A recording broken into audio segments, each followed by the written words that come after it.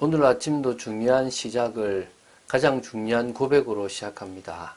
주는 그리스도시요 살아계신 하나님의 아들이십니다. 할렐루야. 하나님을 찬양하고 날씨도 춥고 또 우리가 예상치 못한 많은 일들이 일어나는데 이럴 때일수록 불평 원망하기보다는 오히려 감사하고 또 무엇보다 기뻐하고 쉬지 말고 기도하는 축복의 인생 되기를 주 예수 그리스도 이름으로 축원드립니다. 자, 고린도전서 6장으로 들어갔습니다. 자, 다시 한번 정리합니다. 고린도전서 1장 1절부터 9절까지는 서론이기 때문에 뺀다면 이제 1장 10절부터 이제 6장 20절까지가 본론의 전반부에 해당합니다. 이 전반부를 지금 계속 봐 나가는데요.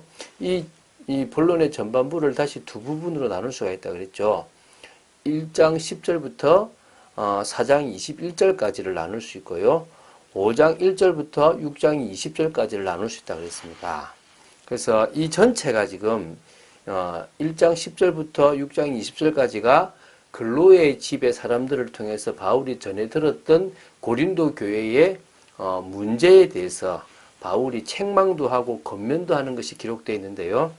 1장 10절부터 4장 21절까지는 고린도 교회의 어떤 고질적인 분쟁에 관한 것을 다루었고요. 5장 1절부터 6장 20절까지는 음행과 또 성도 간의 소송, 또 여러 도덕적인 무질서 문제를 다루고 있습니다. 자, 그래서 지금 5장을 받고요. 이제 6장으로 들어왔습니다. 이 6장은 성도 간의 소송 문제에 대해서 이렇게 바울이 주는 교훈이 있고요. 불의를 행하는 자에 대해서 경고하는 부분도 있고요. 성도가 자유를 너무 오용하고 있는 문제에 대해서도 다루고 있습니다. 뿐만 아니라 음행의 본질에 대한 교훈을 주고 있는 것도 있습니다. 요거를 원래는 두 단락으로 나누기도 하는데 그냥 세 부분으로 나누어서 3일에 걸쳐서 지금 보려고 합니다. 그래서 이번 주까지 끝나는 것이 아니라 다음 주 월요일에 6장이 끝이 나겠습니다. 오늘은 1절부터 8절까지를 보겠습니다. 자, 1절, 2절을 제가 읽겠습니다. 막 중요한 내용은 아니기 때문에 쉽게 지나갈 수 있을 것 같습니다. 너희 중에 누가 다른 이와 더불어 다툼이 있는데 구태여 불의한 자들 앞에서 고발하고 성도 앞에서 하지 아니하느냐? 성도가 세상을 판단할 것을 너희가 알지 못하느냐?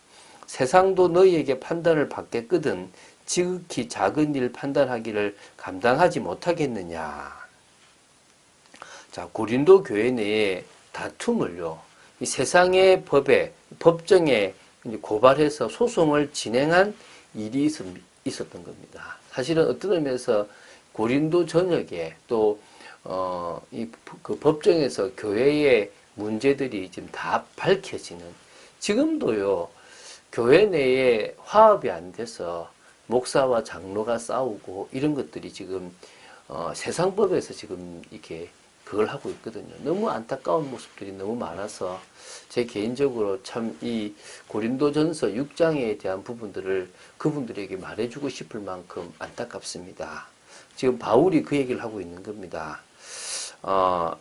이 성도가 세상을 판단할 수 있는 거지, 세상이 교회와 성도를 사실 판단하는 것은 어리석은 겁니다. 모르잖아요. 영적인 건데 어떻게 압니까? 자, 지금요, 바울은 이렇게 지금 글을 쓰는 것 자체가 세상 법정의 권위를 전면적으로 부정하려고 하는 게 아닙니다.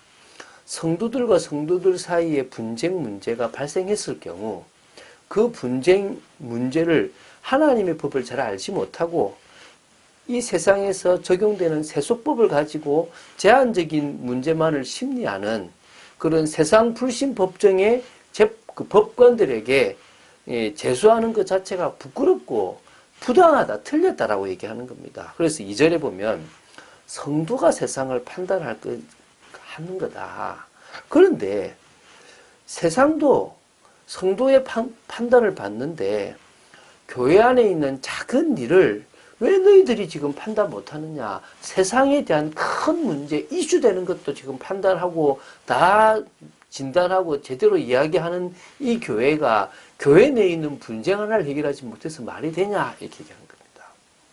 우리가 천사를 판단할 것을 너희가 알지 못하느냐? 그러하거든 하물며 세상 일이랴. 그런즉 너희가 세상 사건이 있을 때에 교회에서 경히 여김을 받는 자들을 세우느냐. 자, 잘 보십시오. 바울은요, 세상 법정에서 판단을 받는 것이 얼마나 어리석은가를 이 천사를 예를 드는 겁니다. 성도인 우리가 천사도 판단한다. 뭐 이 천사가 좋은 천사인지 나쁜 천사인지 여기서는 뭐 나쁜 천사로 보겠죠. 그러나 어쨌든 그 천사까지도 영적인 천사까지도 이 인간이 성도가 옳다 안 옳다 뭐 타락했으니까 이야기할 수 있는 그런 부분이 있는데 하물며 세상은 당연히 교회가 당연히 이야기하는 거죠. 저거는 문제다, 흑암이다, 어떻다라고 진단하고 판단하고 또 어떨 때는 그 싸워야 되는 겁니다. 그래서 교회법 세상에 순종할 때도 있지만은 대항할 때도 있다는 겁니다. 그러면 당연하게 세상 사건이 있을 때에 교회에서 경히 여김을, 교회와 상관없는 사람을 세우면 안 되는 거 아니냐. 당연히 교회 내에서든지 어쨌든 이런 점이 있을 때 진짜 그런 부분들을 세상 판단할 때 이 영적인 사람을 세워야 될 거 아니겠냐 이런 이야기하는 겁니다. 참 좀 중요한 거죠. 그죠? 5절 6절 보겠습니다.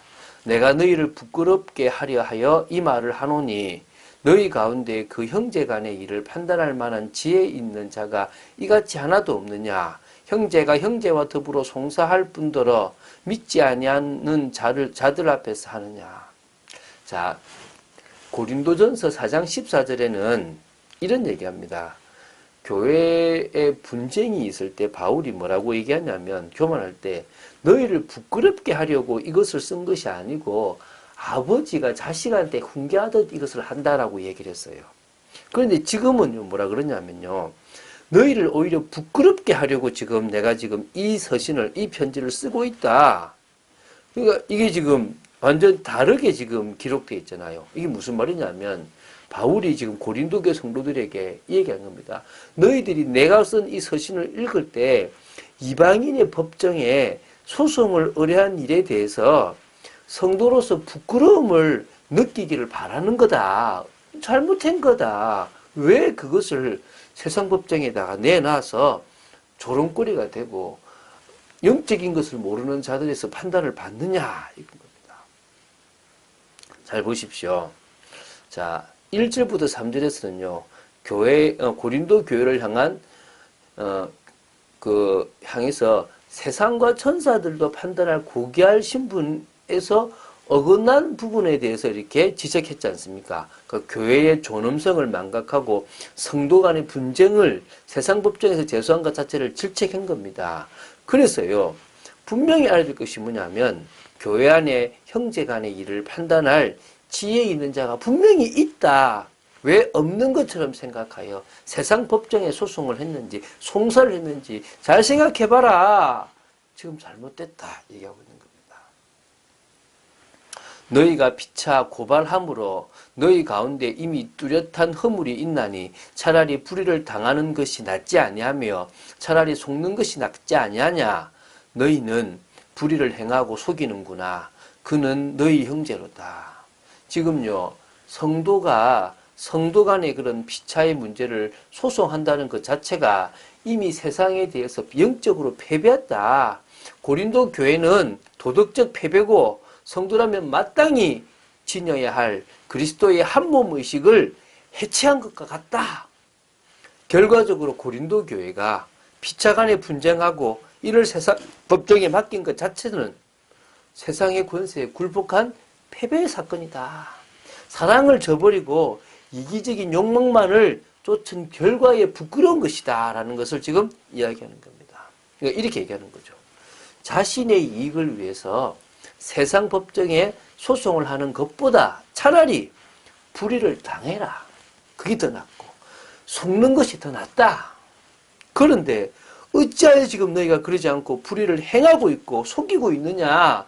너희들이 지금 불의를 행하고 속이는 그 사람이 교회 안에서 그리스도 안에서 형제요 자매인 것이다. 이걸 지금 이야기하고 있습니다. 자, 교회가 커질수록 당연히 문제가 생깁니다. 그 중에 성도 간의 갈등은 불신자로 오랫도록 살았던 영적 문제가 있는 인간으로서는 당연히 생길 수밖에 없겠죠. 그것을 세상의 법정에서 다룰 것이 아닙니다. 지금 많은 교회들이 그러고 있는데요. 참빛교회만이라도 스스로 이런 문제가 없도록 인도받아야 될 것이고, 혹시 온다면 기도하는 중에 인도받고 같이 형제 자매임을 알고요, 사랑으로 품어나가야 될 줄로 믿습니다. 그래서 교회가 뭘 해야 되느냐, 이런 갈등이 없도록, 이런 소송이 없도록요, 내면의 문제를 해결해 줘야 됩니다. 그래서 내면의 문제 해결하는 이게 중요한 겁니다. 잘못된 자아가 형성됐는데 그것과 그것끼리 부딪히는 겁니다. 이게 지금 심각한 거예요.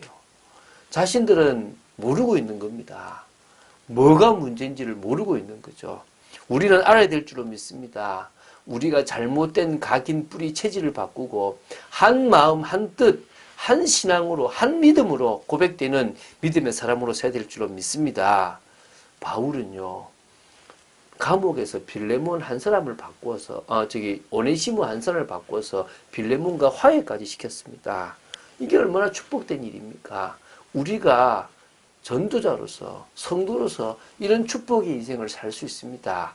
그것을 아시고 오늘 하루의 인생도 피스메이크, 또 사실은 현장을 바꾸는 축복의 사람으로 서게 되기를 주 예수 그리스도 이름으로 축원드립니다. 주는 그리스도시요 살아계신 하나님의 아들심을 고백합니다. 감사합니다. 이런 말씀을 통하여 교회가 세상을 진단하고 판단하고 메시지를 줘야 될 중요한 단체임을 알게 하심을 감사합니다. 세상 법정에 속지 않는 저희들 되게 하시고, 아버지 하나님, 저희들이 선으로 악을 이기는, 오히려 성도를 품고 기도하는 축복의 저희들 되기를 간절히 소원합니다. 오늘도 내면의 문제, 잘못된 자아를 치유하는 축복의 저희들 되기를 간절히 소원합니다. 주 예수 그리스도 이름으로 기도드립니다. 아멘.